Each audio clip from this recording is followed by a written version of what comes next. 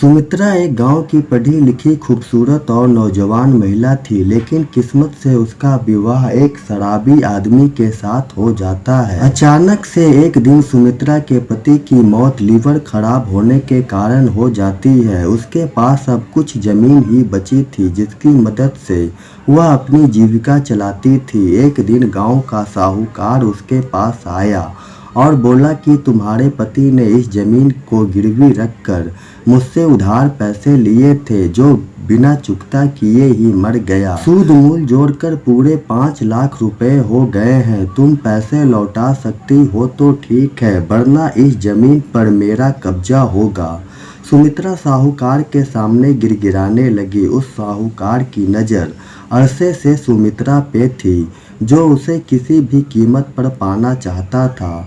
इसलिए सुमित्रा के गिड़गिड़ाने पे उसे 2 महीने का वक्त दे दिया। सुमित्रा का 3 साल का बेटा भी था। भरी जवानी में विधवा हो गई बेचारी का फायदा तो सभी उठाने की कोशिश करते थे, लेकिन मदद करने कोई आगे नहीं आया था। 2 महीने बीतने के बाद वह साहूकार हर समय उसके घर आने लगा और उसके घर में ही बैठकर शराब भी पीता था। चखने के लिए वह सुमित्रा से पकौड़ियाँ तलवाता। हद तो तब हो गई जब एक रात उसने सुमित्रा को पकड़ लिया और उससे बोला कि मैं तुम्हारी गुलाबी पिंकी को मारना चाहता हूँ। अगर तुमने मेरी बात मान ली तो मैं तुम्हें माला माल कर दूंगा और कर्ज के सारे रुपए भी माफ़ कर दूंगा। सुमित्रा ने कोई चारा न देखकर उसकी बात मान लिया, लेकिन उसने शर्त रखी कि मैं तुम्हें अपने बागीचे की सैर कराऊंगी और उसके रसदार फल भी खिलाऊंगी, लेकिन पहले तुम्हें वो कागज मुझे देना होगा जिस पर मेरे पति ने पैसे के बदले सिग्नेचर किया है। साहूकार काफ़ी नशे में था। उसने तुरंत वह कागज निकाल कर सुमित्रा को दे दिए और साथ में 1 लाख रुपया भी उसे दिया। कागज और पैसे लेकर सुमित्रा ने साहूकार से कहा, तुम यहीं बैठो, मैं तैयार होकर आती हूँ। सुमित्रा ने अंदर से दरवाजा बंद कर लिया। साहूकार का नशा फटा। तब तक सुबह हो चुकी थी। उसने सुमित्रा से कहा, तुमने मेरे साथ धोखा किया है। रात तुमने मेरा काम नहीं किया और दरवाज़ा भी बंद कर लिया।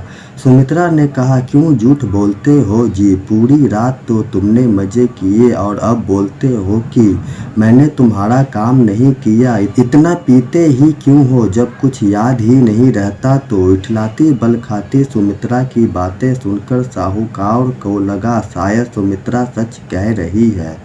अपनी सेखी बघारते हुए साहूकार ने बोला, चलो तो एक बार फिर से करते हैं। इस पर सुमित्रा बोली, ठीक है, लेकिन इसका अलग से पैसा लगेगा। पूरे 5 लाख लूँगी। साहूकार पर तो जैसे सुमित्रा को पाने का जुनून सवार था। उसने घर से लाकर उसे पैसे दे दिए और सुमित्रा का हाथ पकड़कर कमरे में ले जाने लगा तो वह बोली, क्या करते हो जी? रात का वक्त आना, दिन में किसी ने देख लिया तो बड़ी बदनामी होगी। रात साहूकार आया तो आज भी सुमित्रा ने उसे ठेंगा दिखा दिया था।